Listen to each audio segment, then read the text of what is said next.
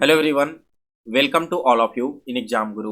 दोस्तों, इस वीडियो में हम लोग एयरफोर्स वाई ग्रुप एग्जाम 2023 के लिए जीके के इम्पोर्टेंट 15 क्वेश्चन सॉल्व करने वाले हैं। ये सारे क्वेश्चन सेलेक्टेड हैं और आपके एग्जाम में पूछे जाने की बहुत ज़्यादा संभावना है, तो इसलिए वीडियो को लास्ट तक देखें। और दोस्तों, अगर आप इन सारे क्वेश्चन का PDF फाइल डाउनलोड करना चाहते हैं तो PDF आप हमारे टेलीग्राम ग्रुप से डाउनलोड कर लेना। टेलीग्राम ग्रुप का लिंक मैंने इस वीडियो के डिस्क्रिप्शन बॉक्स में दे दिया है। वीडियो स्टार्ट करने से पहले दोस्तों, जितने भी नए कैंडिडेट इस चैनल पर जुड़े हैं, आप सभी से रिक्वेस्ट है कि चैनल को सब्सक्राइब कर इसके बेल नोटिफिकेशन को ऑन कर लें, ताकि यहाँ पर कि आने वाली हर एक वीडियो की नोटिफिकेशन आप तक सबसे पहले पहुँच जाए। चलिए दोस्तों, अब आज का लेक्चर स्टार्ट करते हैं और देखते हैं सबसे पहला क्वेश्चन। फर्स्ट क्वेश्चन है दोस्तों कि मेनिंजाइटिस रोग किस अंग को प्रभावित करता है। ऑप्शन है किडनी, लीवर, ब्रेन या फिर हार्ट। तो करेक्ट आंसर है इस क्वेश्चन का ऑप्शन नंबर सी। दोस्तों, यह जो मेनिंजाइटिस रोग है, इसमें किसी भी मनुष्य का दो चीज काफी इफेक्ट होता है। एक है आपका ब्रेन और दूसरा यहाँ पर इफेक्ट होता है स्पाइनल कोड। फर्स्ट क्वेश्चन सभी को क्लियर है। आगे बढ़ते हैं अगले क्वेश्चन की ओर। तो सेकंड क्वेश्चन यहाँ पर कहा गया कि निम्नलिखित में से किसे भारत रत्न नहीं मिला है। चार ऑप्शंस हैं: मोरारजी देसाई, गुलजारी लाल नंदा, राजीव गांधी और अटल बिहारी वाजपेयी। आपको बताना है कि इन चारों में से किसे भारत रत्न नहीं दिया गया है। तो करेक्ट आंसर है दोस्तों option number D, Atal Bihari Vajpayee. इन्हें भारत रत्न नहीं मिला है। इनके अलावा जो बाकी के तीनों नाम है, मोरारजी देसाई को 1991 में दिया गया था भारत रत्न, गुलजारी लाल नंदा को दिया गया था 1997 में और राजीव गांधी को दिया गया था 1991 में। यहाँ पर दोस्तों बात हो रही है भारत रत्न की, तो इससे रिलेटेड बहुत सारे इंपॉर्टेंट क्वेश्चन आपके एग्जाम में पूछ लिए जाते हैं। सबसे पहला क्वेश्चन पूछा जाता है कि भारत रत्न की शुरुआत कब हुई थी। तो दोस्तों, यह शुरू हुआ था आपका 1954 में।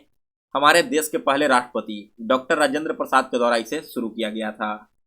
इसके बाद सेकंड क्वेश्चन बनता है कि पहली भारतीय महिला जिसे भारत रत्न दिया गया। तो करेक्ट आंसर है श्रीमती इंदिरा गांधी।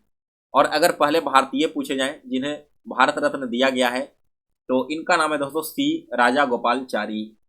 इसके अलावा दोस्तों एक और बहुत ही इंपॉर्टेंट सा क्वेश्चन यहाँ पर है, जो आपकी कुछ कुछ पॉलिटी से मिलता जुलता है। एक्चुअली में पॉलिटी में आपके जो फंडामेंटल राइट्स हैं, वहाँ पर एक आर्टिकल पढ़ना है, आर्टिकल 18A, ठीक है, या फिर आर्टिकल 18(1) आप इसे बोल सकते हो।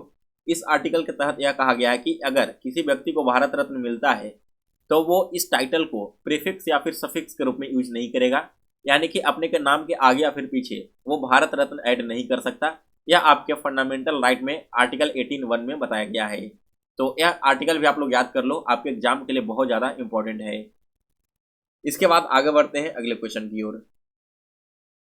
तो तीसरा क्वेश्चन है कि मनुष्य में पुनः स्थापित होने वाली दांतों की संख्या कितनी होती है। तो दोस्तों यहाँ पर टोटल 10 ऐसे दांत होते हैं जो कि पुनः स्थापित होते हैं। सो ऑप्शन ए इस क्वेश्चन का करेक्ट आंसर है। इसके बाद अगला क्वेश्चन है 4 नंबर। भारतीय नौसेना के अध्यक्ष पद को क्या कहते हैं।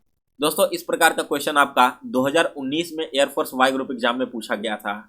वहां पर क्वेश्चन क्या आया था कि आर्मी का एक पोस्ट दे दिया गया था, जैसे मान लो कि आर्मी में जनरल होता है, और आपको यह बताना था कि इसी पोस्ट के इक्विवेलेंट एयरफोर्स में उस पोस्ट को क्या कहते हैं। तो ऐसे जो आपके पोस्ट कंपेरिजन है ना, ये आप एक बार जरूर देख लेना एग्जाम से पहले, Indian army, navy and air force तीनों का। यहाँ पर देखिए पूछा गया कि भारतीय नौसेना के जो अध्यक्ष होते हैं उस पद को हम क्या कहते हैं। दोस्तों, अगर आपने करंट अफेयर्स पढ़ा होगा तो हमारे वर्तमान में भारतीय नौसेना के अध्यक्ष कौन है, इनका नाम है एडमिरल हरि सिंह। यानी कि दोस्तों आपके जो नौसेना के अध्यक्ष होते हैं उनके पद को एडमिरल कहा जाता है। ऑप्शन नंबर डी इस क्वेश्चन का करेक्ट आंसर है। वही दोस्तों इसके इक्विवेलेंट आर्मी में जो पोस्ट होती है उसे कहा जाता है जनरल, और इंडियन एयरफोर्स में जो पोस्ट होता है उसे कहा जाता है एयर चीफ मार्शल। तो ये तीनों पोस्ट आप लोग याद रखो। वही दोस्तों अगर बात करें वर्तमान में आपके इंडियन आर्मी के चीफ कौन है, तो इनका नाम है मनोज पांडे, और इंडियन एयरफोर्स के चीफ का नाम है BR चौधरी। इसके बाद अगला क्वेश्चन है 5 नंबर। लोकसभा के लिए पहला आम चुनाव कब करवाया गया था। इससे पहले दोस्तों एक बार देखो, जो क्वेश्चन नंबर 4 है ना, जितने भी नए कैंडिडेट हैं जो इस बार एयरफोर्स पहली बार देने जा रहे हैं, आप सभी को मैं बता दूं कि इंडियन एयरफोर्स, इंडियन आर्मी और इंडियन नेवी के चीफ का नाम पिछले 4 सालों से हर साल पूछा जा रहा है। तो एग्जाम से पहले एक बार इन तीनों के चीफ का नाम आप लोग याद रखना। इनके नाम आपके किसी न किसी शिफ्ट में 100% आपके पूछ लिए जाएंगे। चलिए आगे बढ़ते हैं अगले क्वेश्चन की ओर और क्वेश्चन नंबर 5 देखते हैं। तो 5वां क्वेश्चन है कि लोकसभा के लिए पहला आम चुनाव कब करवाया गया था। When was the first general election for the Lok Sabha held. दोस्तों पहला जो आम चुनाव है यह करवाया गया था 1951 एंड 52 में, यानी कि बी ऑप्शन इस क्वेश्चन का करेक्ट आंसर है। यहाँ पर बात हो रही है लोकसभा की, तो लोकसभा से रिलेटेड दो इंपॉर्टेंट क्वेश्चन आपके एग्जाम में पूछे जाते हैं हर साल। पहला क्वेश्चन पूछा जाता है कि लोकसभा के पहले स्पीकर कौन है, तो इनका नाम है दोस्तों जीवी मावलंकर। और अगर लोकसभा की पहली महिला स्पीकर पूछ लिया जाए तो इनका नाम है दोस्तों मीरा कुमार, जो कि 2009 से लेकर 2014 तक इसकी स्पीकर रही हैं। इसके बाद अगला क्वेश्चन है क्वेश्चन नंबर 6, कथकली नृत्य किस राज्य से संबंधित है। दोस्तों यह नृत्य संबंधित है आपकी केरल से, यानी कि बी ऑप्शन इस क्वेश्चन का करेक्ट आंसर है। इसके बाद अगला क्वेश्चन है 7 नंबर, राज्य अपहरण नीति यानी कि डॉक्ट्रिन ऑफ लैप्स पॉलिसी को किसने प्रारंभ किया था। दोस्तों इस पॉलिसी को प्रारंभ किया था लॉर्ड डलहौजी ने, यानी कि डी ऑप्शन इस क्वेश्चन का करेक्ट आंसर है। दोस्तों लॉर्ड डलहौजी का कार्यकाल 1848 से लेकर 1856 तक रहा और इस राज्य अपहरण नीति के तहत उसने कई सारे राज्यों का यहाँ पर अपहरण किया, यानी कि उसे अपने अधीन कर लिया। यहाँ पर एक इंपॉर्टेंट क्वेश्चन यह बनता है कि डॉक्ट्रिन ऑफ लैप्स की पॉलिसी के तहत अंग्रेजों के अधीन आने वाला पहला सा ऐसा कौन सा राज्य था, तो इस राज्य का नाम था दोस्तों सतारा। ठीक है, यह आप लोग याद रखना, कई बार एसएससी के एग्जाम में पूछ लिया गया है, जिसे 1848 में हड़पा गया था। इसके अलावा दोस्तों जयपुर को 1849 में, झांसी को 1853 में और नागपुर को 1854 में इसी डॉक्ट्रिन ऑफ लैप्स के तहत हड़प लिया गया था। आगे बढ़ते हैं अगले क्वेश्चन की ओर। तो अगला क्वेश्चन है 8 नंबर, समुद्र में ज्वार भाटा किसके कारण से होता है। ऑप्शन है सूर्य के प्रभाव से, चंद्रमा के प्रभाव से, सूर्य और चंद्रमा के संयुक्त प्रभाव से, या फिर पृथ्वी और सूर्य के गुरुत्वाकर्षण बल से। तो दोस्तों जो समुद्र में ज्वार भाटा है, यानी कि जो टाइड्स उठते हैं सी में, वो मेनली उठता है combined effect of sun and moon gravitational pull, यानी कि सूर्य और चंद्रमा की जो गुरुत्वाकर्षण खिंचाव है ना, इसी वजह से आपकी ज्वार भाटा उठती है समुद्र में। अगला क्वेश्चन है इसके बाद 9 नंबर, इस समय भारतीय कागजी मुद्रा कितने मूल्य वर्ग में मुद्रित होती है। तो दोस्तों वर्तमान में जो भारतीय कागजी मुद्रा है यह टोटल 7 मूल्य वर्ग में मुद्रित होती है। और कौन कौन से नोट हैं, तो यह आपका 10 का नोट है, 20 का नोट है, 50 है, 100 है, 200 है, 500 है और 2000 के नोट हैं। अगला क्वेश्चन इसके बाद क्वेश्चन नंबर 10, रॉड लेवर शब्द किस खेल से जुड़ा हुआ है। दोस्तों एक्चुअली में रॉड लेवर एक खिलाड़ी का नाम है जो कि लॉन टेनिस से संबंध रखते हैं। ऑप्शन डी करेक्ट आंसर है। वे दोस्तों एक ऑस्ट्रेलियाई प्लेयर हैं जो कि 200 एकल खिताब जीत चुके हैं अभी तक।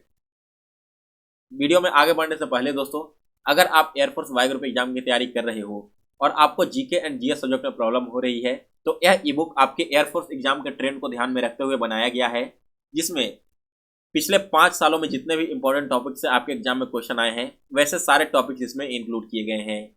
यह ई बुक आपको हिंदी एंड इंग्लिश दोनों लैंग्वेज में मिल जाएगा। और अगर आप इस ई बुक को परचेज करके पढ़ लेते हो तो एग्जाम में 85% से भी ज़्यादा क्वेश्चन आपको डायरेक्ट इसी ई बुक से देखने को मिलेगा।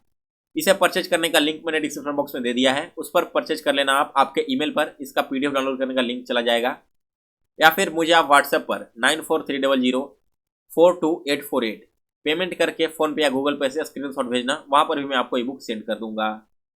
चलिए दोस्तों अब आगे बढ़ते हैं और देखते हैं अगला क्वेश्चन। तो नेक्स्ट क्वेश्चन है कि इटाई रोग किसके प्रदूषित होने के कारण से होता है। दोस्तों यह जो इटाई रोग है यह आपकी होती है कैडमियम के प्रदूषण के बढ़ जाने के कारण से, यानी कि सी ऑप्शन इस क्वेश्चन का करेक्ट आंसर है। और अगर बात करें दोस्तों कि कैडमियम की प्रदूषण होने के कारण पहला इटाई रोग कहां पर देखा गया था, तो यह देखा गया था दोस्तों जापान के जिंजू नदी में। यहाँ पर कैडमियम की मात्रा बहुत ज्यादा बढ़ गई थी, जिसके कारण से वहां पर के लोगों को इटाई रोग होने लगा था।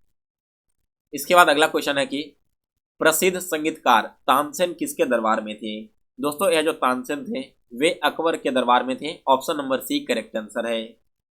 इसके बाद अगला क्वेश्चन है 13 नंबर। 13 क्वेश्चन है कि जिला न्यायाधीश किसके नियंत्रण के अधीन होता है।